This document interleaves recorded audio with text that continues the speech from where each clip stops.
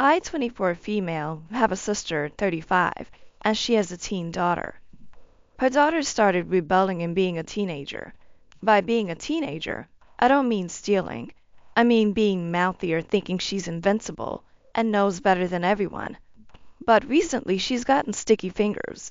She's been banned from the mall in our neighborhood, and she was suspended from school for taking a girl's phone, and she's even tried to pawn her mother's wedding ring. I don't like my niece at my house for this reason. I've worked too hard for my things to be stolen. 2 weeks ago, I noticed the patio door was unlocked, and I make sure I lock all my doors before I leave. My fiance suggested we get cameras, so we put cameras in the house. Last week, Wednesday, my fiance and I went to look at wedding venues, and we were gone all day. When we got back, I only had to unlock the bottom lock to get into the house, so we checked the camera. Sure enough, my niece and her friend somehow picked the lock on the window, and she was in our house for hours with two guys. They took some money from my purse, two of my fiance's Rolex watches, and my grandmother's wedding ring that she left for me when she passed away last year from cancer. They were eating snacks and watching TV. Shoes on our table and couch, just like they live here and this is normal. I called my sister and told her what happened, and that my niece had 2 days to give me everything back, or I'd call the police, and she said she'd handle it. Thursday comes around, nothing. Friday comes around, nothing. So I called the police, showed them the video, and filed a report.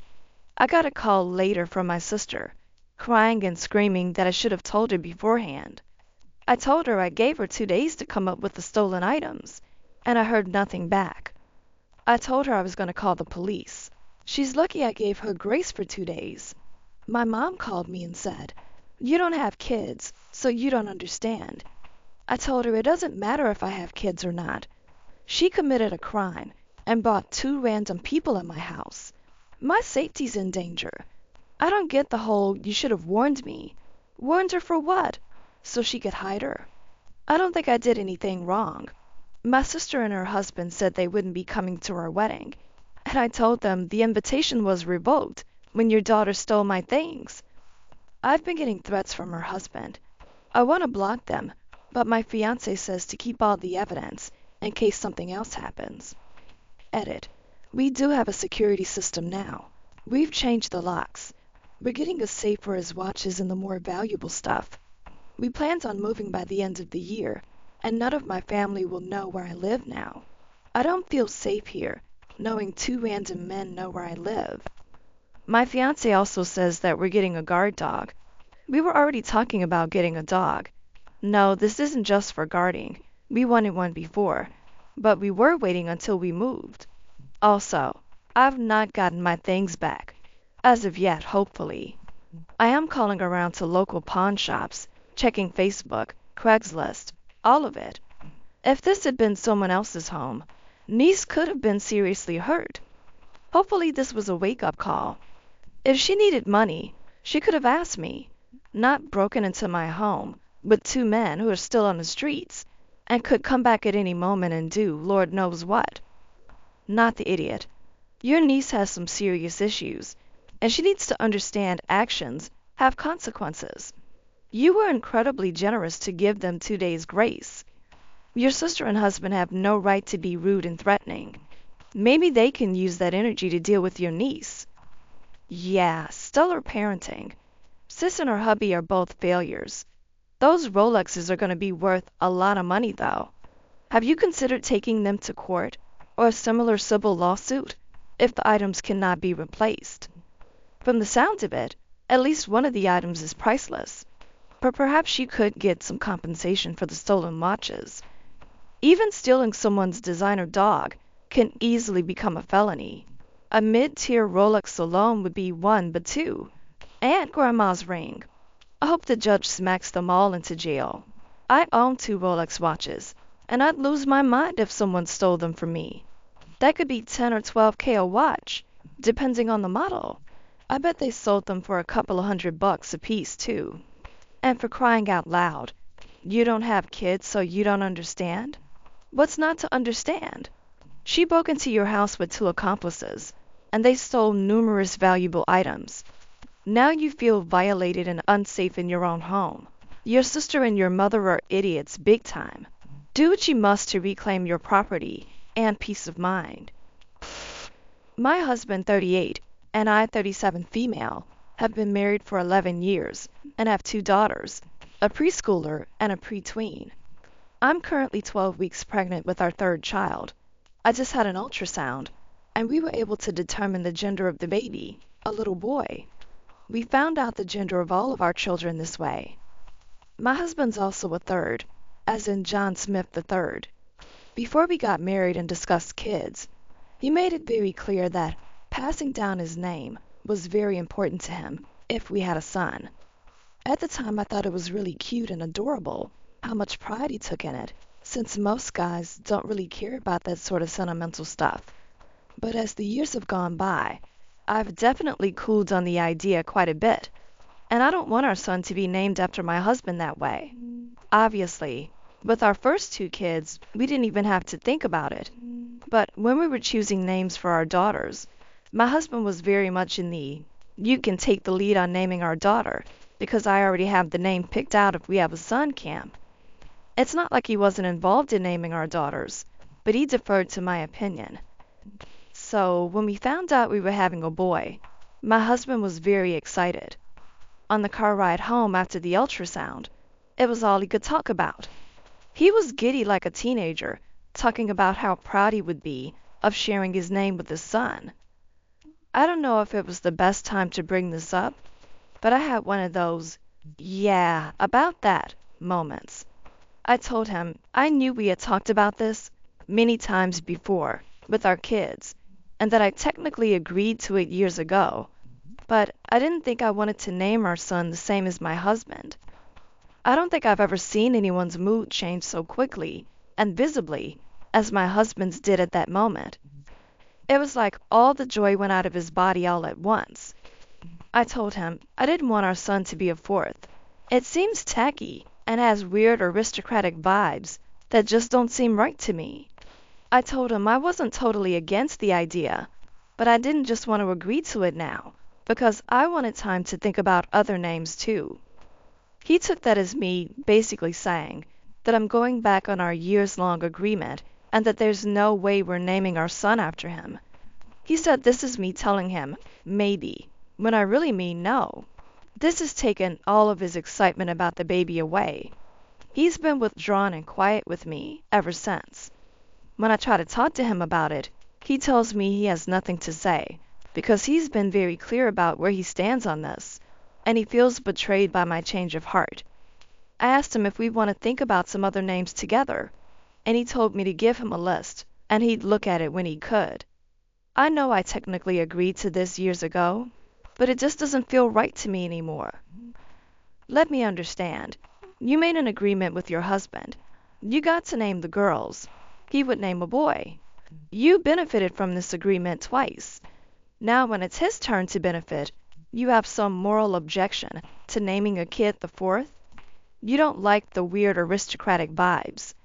I don't necessarily disagree with you about that, by the way.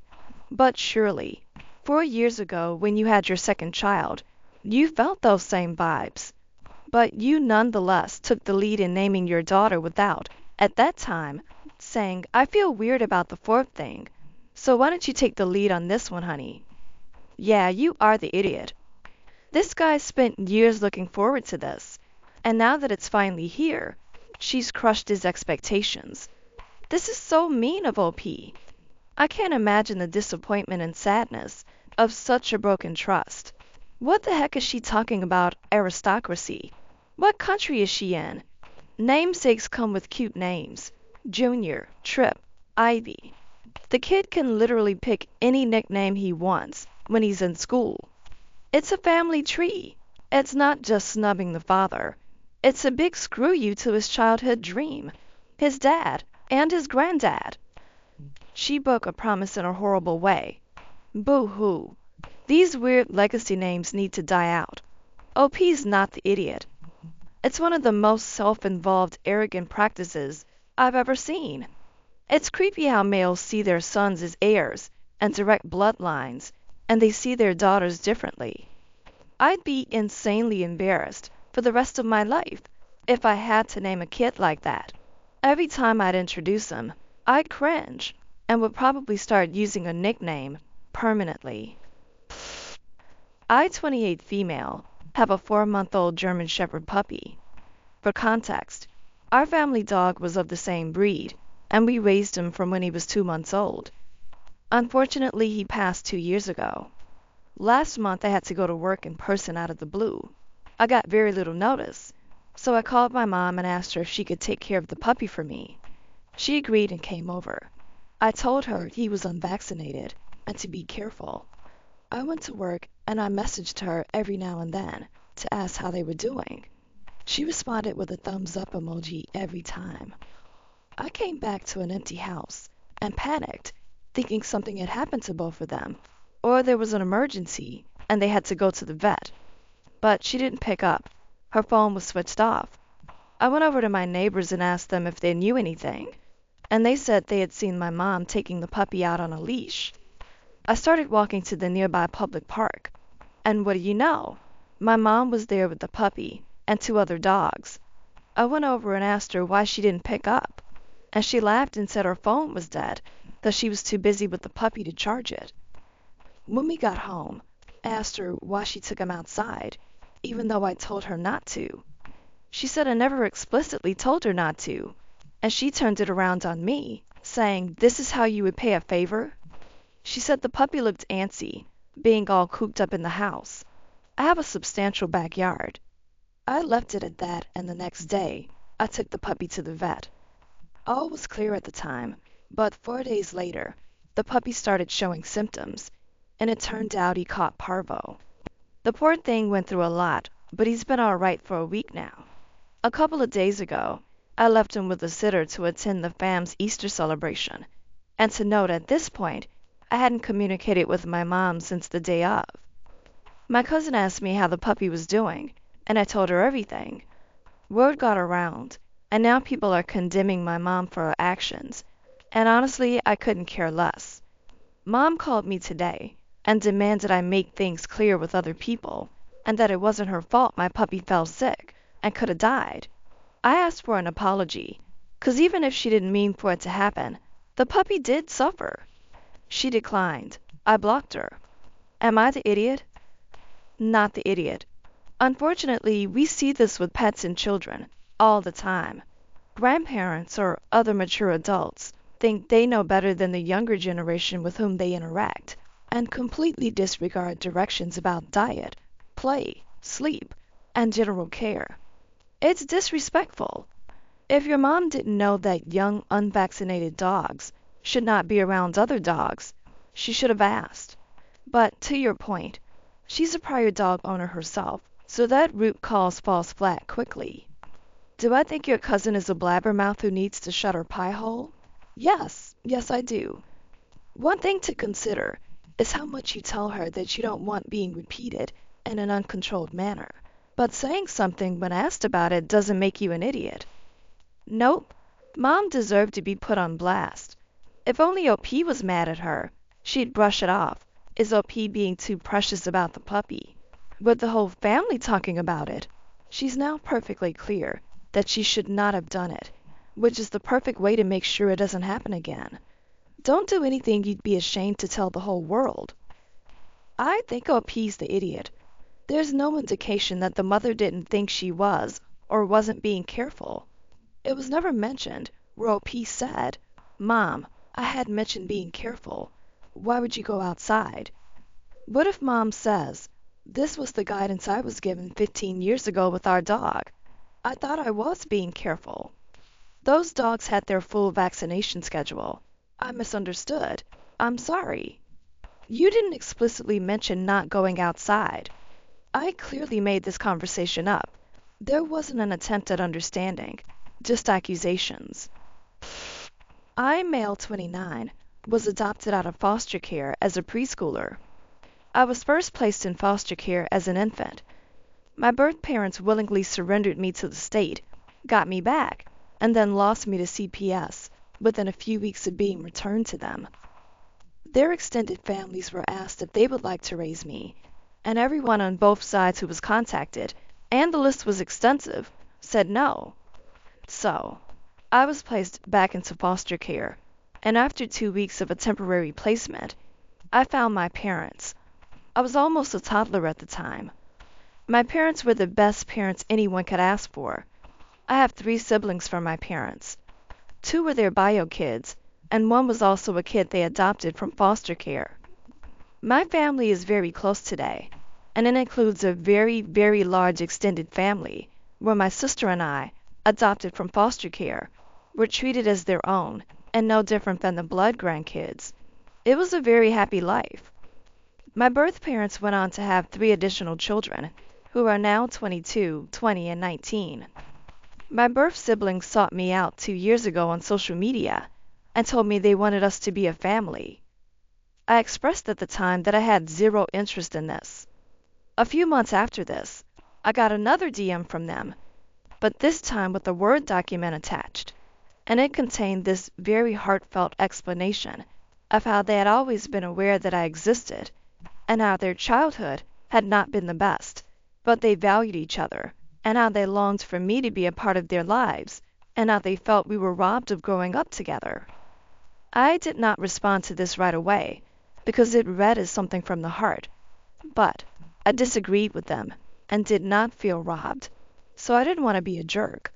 I told them I needed some time, and when I did respond, I told them I had a very happy life and a wonderful family, and I was sorry not to share their sentiments. They asked if we could meet one time, and I agreed, and it happened a couple of weeks ago. They were upset that my siblings were nearby for moral support, and they were upset that I didn't want to show up ready to hug and embrace them. They asked me how I could be happy being adopted and raised in another family when I had real blood siblings, etc. They asked me how I could express joy because of my adoption knowing this. I explained again that my life was happy and that I wouldn't trade my family for the world, especially given their parents' treatment of me. They told me I should want them and apologize for making it seem like I don't. I told them I owe them no apology or expression of regret for being adopted while they were kept. Of course, this was not what they wanted to hear, and I left because they clearly wanted to argue after that. My siblings, parents, and wife have supported me since then, but some fellow adoptee friends said I was too harsh, and a few of them said that most of us adoptees would love to have such easy access to our birth families, and I was rude to mine and threw them away. Am I the idiot? Not the idiot. Sounds like bio siblings are looking for you to fill a hole in their lives, but that hole is likely a bottomless pit from a lifetime of parental neglect. Not your job. You didn't throw anyone away. Your biological parents are the ones that bear the responsibility of your being adopted. Also, some jealousy's involved here. They probably on some level wish they had been rescued as well. Jealousy. Or somebody needs a kidney. Or money? The fact that some adoptees wish to find their birth families and struggle to do so is irrelevant. You are not obligated to have a specific type of reaction to your birth family, especially given the pressure they're applying to you to honor what other adoptees might want. That seems really misguided. I'm very happy for you that your family is so wonderful. Oh, please, first and foremost, no one gets to put their wants on you. Their parental rights were terminated, and it's despicable of them that they raised their other children thinking of you as a long-lost sibling or something. It's their fault that these children have expectations of you. My biological mother did the same thing with her other children. She told them I was stolen from her. She willingly signed the adoption paperwork, LOL, that I was their big sister, and that she wanted us all to be together. A load of garbage to make herself feel better.